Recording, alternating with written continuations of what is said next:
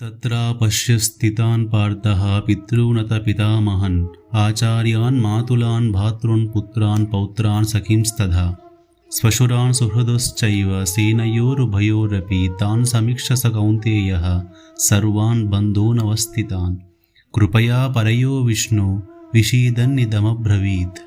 There Arjuna saw standing before him his fathers, grandfathers, teachers, uncles, brothers, sons, grandsons and friends. He also saw his father-in-law and well-wishers in both armies. Seeing all his relatives assembled for battle, Arjuna was overwhelmed with a deep compassion and sorrow. He spoke in distress. అక్కడ అర్జునుడు తన తండ్రులను, తాతలను, గురువులను, మామల్ని, అన్నదమ్ములని, కుమారుల్ని, మనవళ్ళని మరియు స్నేహితుల్ని నిలబడి ఉన్నట్లుగా చూశారు. రెండు సేనల్లో తన మామలతో పాటు ఇతర బంధువులను కూడా చూశారు. వారిని యుద్ధానికి సిద్ధంగా చూసిన అర్జునుడు అపారమైన కరుణతో నిండిపోయి దుఃఖభారంతో ఇలా అన్నాడు. జై శ్రీకృష్ణ.